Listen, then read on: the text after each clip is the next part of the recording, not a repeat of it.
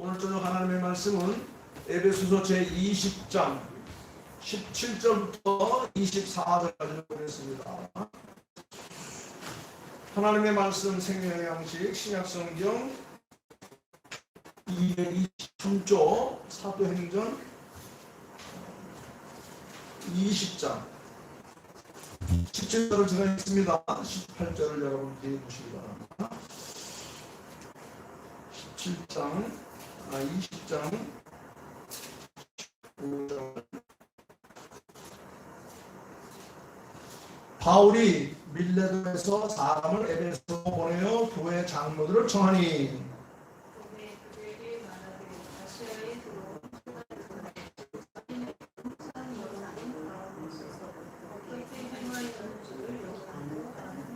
곧 모든 경선과 눈물이며 유대인의 간교로 말미암아 당한 시험을 참고 주를 섬긴 것과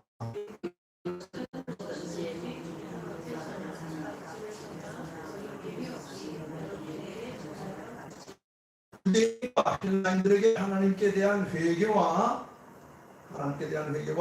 우리 주 예수 그리스도에 대한 믿음을 전하는 것이 것이다.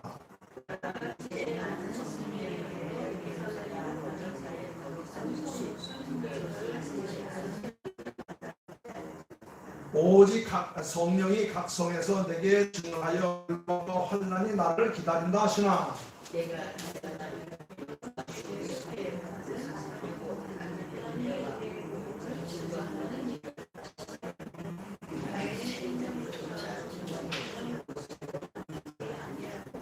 아멘. 우리는 사도 바울은 어떤 사람입니까? 사도 바울은 예수를 만나기 전에는 예수 믿는 사람들을 핍박하는 아주 열정적인 사람이었어요. 그는 정통 유대인으로 유대 종교가 제일임을 알고 다른 것에 대해서는 전혀 타협하지 않고 용납하지 않고 그들을 그냥 둘 수 없는 그런 열정이었습니다. 정통 유대인으로 바리새파로서 하나님을 욕되게 하는 것을 참아볼 수 없었어요. 그런데 이 바울이 살던 그 시대에 저기 북쪽 갈릴리 북쪽에 나사렛이라는 곳에 예수라는 사람이 나타나가지고 수많은 사람들을 현혹시킨다고 하는 이런 소문이 들었어요. 당시에 볼 때에 정통 유대인의 입장에서 볼 때에 나사렛 예수의 무리들은 실용 종교예요. 다시 말하면 사이비 종교예요. 도무지 용납할 수 없는 그런 우리 당시로 말하면 사이비 종교에 예수 믿는 무리들을 가만둘 수 없어서 늘 잡으러 다니면 색출하여 잡고 그들을 아주 힘들게 했던 그런 사람이었습니다. 그런데 한 번은 사도 바울의 그 핍박을 피해서 흩어진 사람들, 즉 스데반 집사님의 그 수교로 만나서 흩어진 유대인들이 예루살렘 넘어 시리아의 수도인 다메섹, 오늘날로 말하면 다마스커스, 이 다메섹에 예수 믿는 사람들이 다 몰려와서 성공한다라는 소문을 듣고 이 바울 되기 전에 사울이 젊은 청년들을 이끌고 예수 믿는 사람들을 축출하기 위해서 다메섹으로 다닙니다. 그런데 바울이 되기 전 이 사울, 정통 유대인으로서 열혈 청년이었던 이 사울이 다메섹으로 들어가는 도중에 예수를 만나고 나서 거기서 개종합니다. 그래서 그때부터 예수의 사람이에요. 그 전까지는 예수를 받는 예수였어요. 그런데 다메섹 도상에서 예수를 만나고 난 다음에는 이제 어떻게 됩니까? 예수의 사람이 됐어요. 그로 말미암아서 그는 정통 유대교에 대한 뭐가 됩니까? 배교자가 되는 거예요. 배신자가 되는 거예요. 다시 말하면 이제는 유대인의 적이 되는 거예요. 그러니까 유대인의 입장에서 사울을 용납할 수가 없어요. 이제는 예수 믿는 사람들을 잡아 죽이는 것 둘째치고 사울부터 빨리 잡아주고 취조해서 어떤 일이 있나를 알아봐야 될 아주 중요한 생각입니다. 그래서 이 사울이 다메섹으로 가다가 예수 구하신 예수를 만나서 개종을 해서 그래서 예수 믿는 사람들의 삶 속에 함께 들어가 생활하는 가운데 예루살렘에는 갈 수 없으니까, 왜냐하면 예루살렘은 유대인인 곳이니까 그곳에 가서 잡히면 여지없이 야고보처럼 또 예수님처럼 처형할 수밖에 없는 그런 상황. 그래서 예루살렘에는 못 가고 에베소 지역에서 목회를 하고 있었습니다. 그런데 에베소 지역에서 목회를 하다가 예루살렘에 갈 일이 생겼습니다. 예루살렘에 가서 내가 이제 정식으로 유태교인이 아니라 나는 이제 예수 믿는 하나님의 백성이라고 하는 것을 내가 솔직하게 얘기를 하고 그들을 내가 전도해야겠다. 이런 마음이 생겨서 예루살렘으로 가겠다고 하니까 에베소에 있는 많은 성도들이, 장로들이 들고 일어났어요. 그곳에 가면 어떤 환난과 핍박이 있을지 모릅니다. 우리는 당신이 예수 믿어서 우리의 사람이 된 것이 기쁘지만 그쪽에서 생각하는 당신은 그들의 배교자입니다. 그들의 배신자입니다. 그들이 만나면 아마 제일 먼저 당신을 이유도 묻지 않고 죽이게 할 것입니다. 그곳에 가면 많은 고난이 있을 것이 예측되었습니다. 물론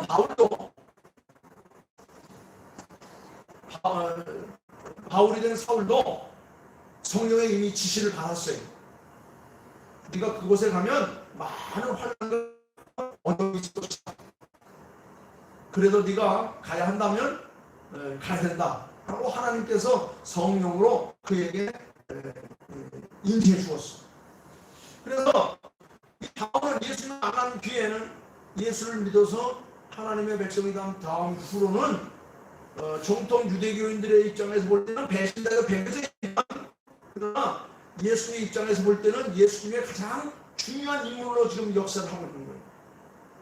바울은 예수를 만난 다음부터는 흔들림이 없이 오늘 말씀 보니까 성령님에 매여서 살았다. 성령에 매여서 살았다. 온갖 고난을 당하는 생명에 위협하는 세력 앞에서도 그는 오직 성령에 매여서, 즉 예수의 영으로 사로잡혀 살았기 때문에 나약하거나 갈등하지 않고 굳건하게 사명을 감당하고자 하는 그런 의지 가운데서 그 모든 일을 행하게 됩니다. 자, 오늘 여기 그 21절 말씀이 오늘 핵심인데, 거기 보면 우리 모두는 하나님께 대한 회개, 하나님께 대한 회개, 그리고 우리 주 예수 그리스도께 대한 믿음, 그리고 22절 말씀입니다. 성령. 하나님께는 우리는 우리의 죄를 회복하고 예수님께서는 우리의 죄값을 치르신 것에 대한 감사한 믿음을 가지고 살고, 그리고 성령께서 우리의 삶을 지배하도록 이끌어주는 삶. 그래서 우리 예수 믿는 사람들에게 중요한 삶의 그 지표가 뭐라면 하나님께 대한 믿음, 예수 그리스도께 대한 믿음, 그 다음에 성령께 대한 성령의 매임. 성령의 매임 받아 사는 것 뭐냐면 성령 충만한 삶이에요. 성령의 충만을 받아 사는 겁니다. 자, 오늘 사도 바울은 자기 자신을 그렇게 말했어요. 나는 하나님께 대해서 다 회개할 수밖에 없는 사람이다. 그리고 예수님께서 나를 대신하여서 죽은 가운데서 살리셨다는 믿음을 주었기에 예수님께 대한 믿음을 나는 저버릴 수 없다. 그리고 지금 나는 성령에 매여서 하나님께서 나를 변화시킨 것을 깨닫고 하나님의 사명을 감당하기 위해서 내가 오늘도 예루살렘을 내가 알고 있다. 그래서 자기는 성령에 매인 사람이라고 했어요. 성령에 매인 사람. 오늘 이 자리에 앉은 저와 여러분들은 다 어떤 사람이 되어야 됩니까? 성령에 매인 사람이 되어야 됩니다. 성령에 충만한 사람이 되는 겁니다. 자, 그러면 바울처럼 성령에 매인 사람은 어떤 그 특징들이 있는가? 즉 성령이 뭐냐면 예수의 영이죠. 예수의 영에 사로잡힌 사람, 예수의 영으로 충만한 사람. 예수의 영이라는 것은 예수님께서 주신 말씀과 가르침, 그리고 그의 그 모든 삶의 행적, 모든 이것이 바로 예수의 영입니다. 자, 예수의 영에 사로잡힌 사람들 어떤 특징이 있는가? 18절부터 21절 말씀 같이 한번 보겠습니다. 거기 보니까 바울이 밀레도 사람을 예배소로 보내어 교회 장로들에게 청하니 오매 그들에게 말하되 이 아스에 들어온 첫날부터 지금까지 내가 항상 여러분 가운데서 어떻게 하였는지를 너희들이 잘 알고 있지 않느냐? 내가 여러분들의 일을 첫째 모든 겸손, 눈물, 그리고 어떠한 시험이든지 끝까지 참고 주님을 섬기는 일들, 그리고 20절 말씀은 참 내가 받은 모든 공동 앞에 가르치는 일들, 이런 것들. 그러면 성령에 사로잡혔던 바울의 삶이 예수의 인격으로 변해가고 있어요. 예수의 인격을 닮아가고 있어요. 예수의 인격과 함께하고 있다는 겁니다. 에베소 사람들에게 자기가 보여줄 모습이 뭐냐면 본문 말씀에 크게 세 가지로 나타내는데, 그는 겸손과 눈물과 모든 시험을 참으셨다. 그런데 이 단어를 바울에게 대비해 보면 전혀 어울리지 않는 표현이에요. 회심하기 전, 즉 부활하신 예수를 만나기 전, 다윗의 사건 이전에 바울은 사울이었는데, 그 사울은 어떤 사람이었습니까? 교만한 사람이었어요. 무자비한 사람이었습니다. 정통 유대인에 대해서 충성하고 그 다음 다른 것에 대해서는 아주 대범한 그런 사람이었어요.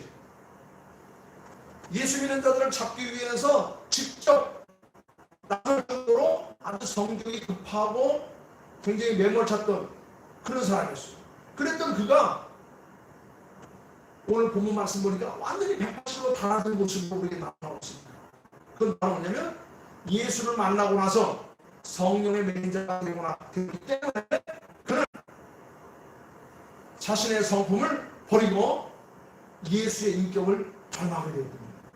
그래서 예수를 만나기 전에 교만했던 성품이 부활하신 예수를 만나고 나서부터는 겸손한 삶으로, 무정함이 눈물로, 또 그리고 모든 사람이 주는 시험과 온갖 시련을 끝까지 이겨내면서, 그래서 에베소 교회를 부흥시키고 에베소 교회에서 이제 선교사들을 파송할 정도로 많은 믿음의 사람들이 자라는 이런 참 귀한 태도로.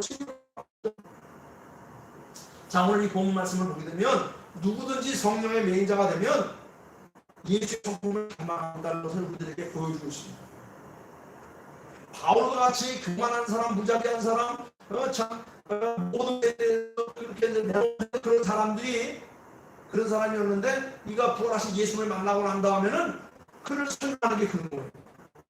내가 여기 온 첫날부터 지금까지 너희와 함께 생활하는 거 너희들이 누구보다 잘 알고 있지 않느냐? 너희들이 나를 봤을 때 내가 그동안 교만하고 무자비했느냐?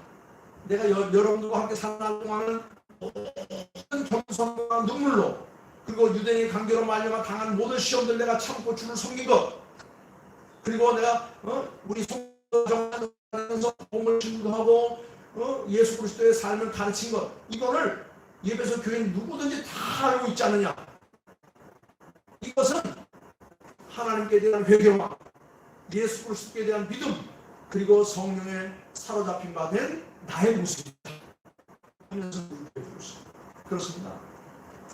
오늘 이 말을 보면 그가 무도한 사람도 예수에 사로잡히면, 성령의 매인받으면 성품이 변하는 거예요. 제가 한 몇 주 전에 오재봉이라는 사람 얘기했을 겁니다.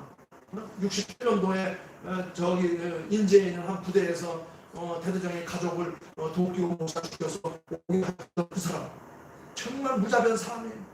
어떻게 살아있는 사람을 도끼로 가서 다 찍어줄 수 있었겠어요? 그렇게 무자비하고 그렇게 참 매몰찼던 사람도 교도소에서 예수를 만나고 난 다음에는 완전히 사람이 변해서 그 감옥소에 있는 동안 수많은 사람들을, 그를 접촉한 사람들이 다 복음을 들었다고 하는 거예요. 그렇습니다. 누구든지 예수를 만나 성령의 매인자가 되면 예수의 성품으로 변해간다는 겁니다. 성령으로 변하지 않는 사람은 없어요. 우리의 삶을, 우리의 무의식을, 우리의 모든 삶을 성령으로 가득 채우게 되면 우리의 삶 속에 성령의 역사가 일어나는 거예요. 우리도 성령에 매여서 예수님의 인격을 닮은 새로운 존재로 가능성이 있습니다.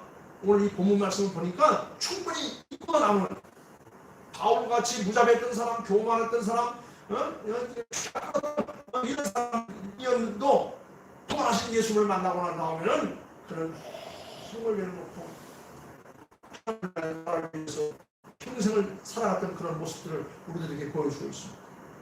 자, 두 번째는 22절부터 23절의 말씀을 보니까 성령의 매인은 다가올 미래를 두려워하지 않고 담대하게 대처해 나갈 수 있다는 것을 보여주고 있습니다. 지금 예루살렘으로 간다는 결단은 뭡니까? 그런 적의 속으로 들어간다는 거예요. 바울은 예수를 만나서 바울이 되기 이전에는 사울은 유대인, 정통 유대교의 아주 독실한 그런 맹주였어요. 그런데 그가 예수를 만나서 그를 박차고 나와서 배신자가 되었습니다. 배교자가 되었어요. 배교자는 그냥 당장 처형감이에요. 그런데 그가 거짓 예루살렘으로 간다고 하는 것은 이건 뭡니까? 엄청난 모험을 감수한다는 거예요. 죽음을 각오한다는 겁니다. 왜냐하면 그곳에는 바울을 경계하며 곱지 시선으로 바라보고 있는 누가 있습니까? 바리새인들이 있습니다. 정통 유대교 지도자들이 있습니다. 그곳에는 바울같이 사울같이 혈기방자한 매몰찬 그리고 무자비한 교만한 그의 동료들이 막혀 있어요.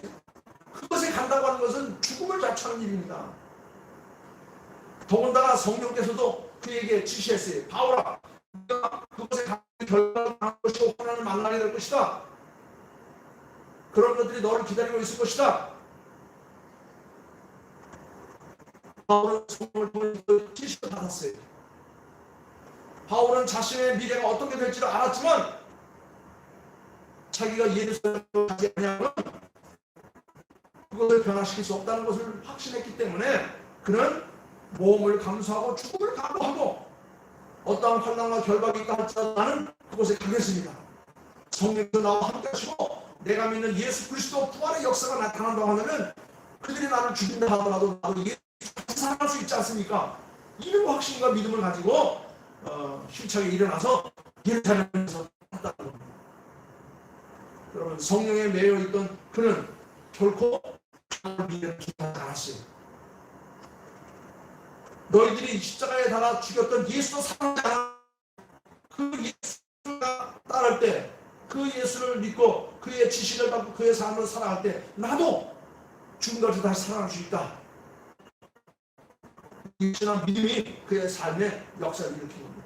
오히려 자신을 통해서 일하신 하나님을 기대하고 담대하게 기도하면서 앞으로 닥칠 일을 오히려 감사하면서 그리고 나아간다. 성령이 바울을 담대하게 변화시켰기에 결박과 환난도 그의 길을 막습니다. 어떠한 모험도 어떠한 죽음도 그를 결코 포기시킬 수 없었어요. 이것이 하나님의 사람들의 큰 힘이에요. 그래서 역사가 흘러가면서 수많은 선교사들이 나타나는 겁니다. 수많은 젊은이들이 복음을 들고 오직을 찾아서 오직을 찾아서 들어가면서 가는 곳마다 죽임을 당해서도 끊임없이 계속해서 이 역사를 이루어왔습니다. 그렇습니다. 성령에 매이면 누구든지 바울처럼 미래를 두려워하지 않습니다. 어떤 이 앞을 가로막는다 할지라도 하나님께서 함께 하시고 예수 그리스도의 그 피공로가 내 삶 속에 나타난다고 한다면 우리는 일을 할 수 있다.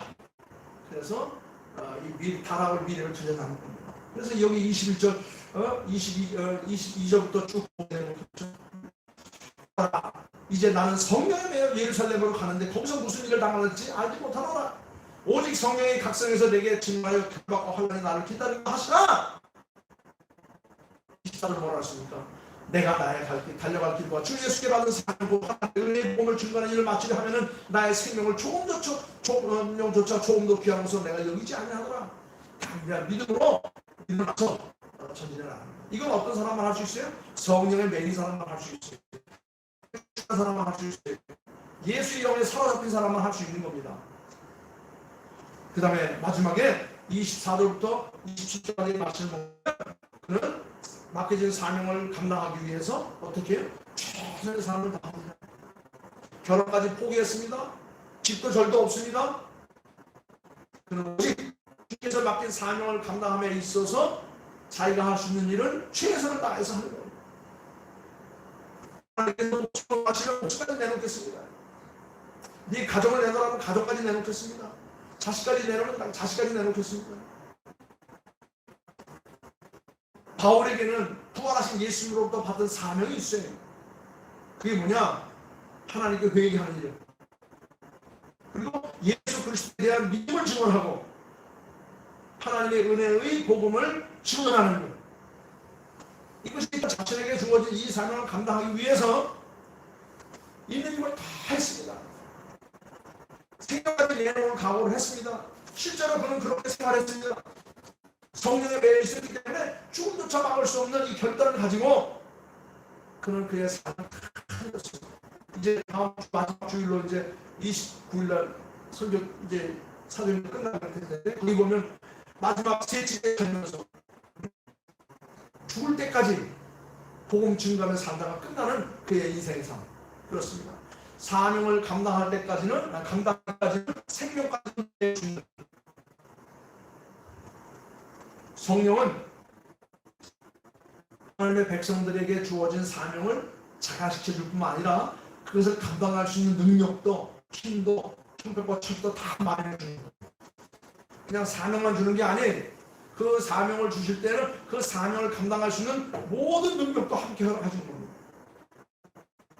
그러면 사명을 감당하기 위해서 받은 능력을 받아놓고 사명을 잊어버리고 받은 것만 가지고 자기 위해서 사는 사람들이 얼마나 많은지. 그럴 때 하나님께서는 우리의 삶을 거둬가시는 거예요. 하나님께 내게 부를 주시고 건강을 주시고 형편과 처지에 좋은 사람들 많이 주신 걸 왜 줬는가를 깨달아야 됩니다. 그것은 바로 하나님의 은혜의 복음을 증거하기 위해서 하나님께의 삶과 예수 그리스도께 대한 분명한 믿음을 우리가 증거하며 살기 위해서 하나님께서 내게 주신 능력이라는 것을 우리가 깨달아야 됩니다. 예수님의 제자들도 성령을 체험한 뒤부터는 어떻게 됐습니까? 성령의 맹자들 되어서 어디까지 생명을 바쳤어요? 순간까지 생명을 바쳤어요. 그래서 사명을 감당했습니다. 그렇습니다. 예수에 대한 확실한 능력이, 확실한 믿음이 없을 때는 다 죽음으로 공포들이 떨었어요. 그러나 성령의 역사가 일어난 다음에 그들은 순교하기까지 사명의 사람들이 되었던 겁니다. 말씀을 정리하면 바울은 다메섹 도상 사건 이전까지는 철저한 유대인이요 유대교 신봉자였어요. 그런데 부활하신 예수님을 만나고 난 다음부터는 철저하게 유대교에 대한 배신자요 배교자가 되고 가장 선두주자에 쓰는 그런 선봉장이 되었어요. 그리고 그는 당분간 에베소를 위해서 복음을 증거하면서 그곳에서 하나님의 능력을 체험하면서 영적 힘을 키워왔습니다. 그곳에서 그의 성품이 변했습니다. 교만이 변해요 겸손으로, 매정함이 변하여 눈물로, 그리고 참지 못하는 그런 우락부락한 성격이 어떠한 사람들의 음모도 시험도 참고 견디는 인내함으로 그렇게 그의 성품이 변했습니다. 또 그는 다른 사명을 위해서 어떠한 환난과 결박과 위험이 있다 할지라도 그건 불안하지 않고 하나님 이끄시는 대로 내가 죽으면 죽으리라, 나의 길을 내가 다 갈 것이다, 이런 믿음을 가지고 살아갔습니다. 그래서 결국 믿는 자의 본이 되었고 우리 기독교의 저변을 까는 큰 인물로 신약 성경 27권 가운데 절반 이상을 기록을 하고 또 그의 이름으로 수많은 믿음의 역사들이 일어나는 그런 결과를 가져왔던 것입니다. 자, 오늘 저는 성령의 인사 이렇게 변할 수 있다. 오늘 잠시 한번 생각해 보았습니다. 사랑하는 성도들, 우리 모두가 하나님에 대한 회개와 예수님께 대한 믿음, 성령의 인바 된다면 하나님은 우리를 완전히 변화시켜서 또 다른 삶으로 살아가게 하는 겁니다. 이전 것은 지나갔으니 보라 새 것이 되었다. 우리는 하나님의 사람으로 새롭게 변화되어 우리가 살아가는 땅에서 함께 사랑자의 삶을 살아가는 저와 여러분들이 나될 수 있기를 주님의 이름으로 축원합니다. 기도하겠습니다. 아버님 감사와 찬양과 영광을 드립니다. 사도 바울은 다메섹으로 가는 도중 부활하신 예수님을 만난 후 철저하게 개종하여 예수의 사람입니다. 이를 말하면 그는 정통 유대교와 유대교의 배신자, 패배자가 되어 참 유대교의 적이었지만 그러나 그는 두려워하지 않았습니다. 겁내지 않았습니다. 오히려 그것에 복음을 전해야겠다는 투철한 사명을 가지고 그곳으로 가고 있었습니다. 그는 예수를 만난 후에 성령의 사랑을 받고 그의 인격이 변하고 그의 삶이 변하고 그의 참 사명이 변하고 그의 모든 것이 변해 하나님 앞에 귀하겠습니다. 우리 기독교의 기초로는 가장 중요한 인물이 되었던 것을 우리가 살펴보았습니다. 오늘 주신 말씀 마음속에 간직하면 우리도 하나님께 대한 회개와 예수 그리스도에 대한 분명한 믿음을 갖고 날마다 성령 충만하여 성령의 메인받은 삶을 살아내게 도와 주시옵소서. 감사하며 우리를 부르신 우리 주 예수 그리스도 이름 받들어 기도하옵나이다. 아멘. 아멘.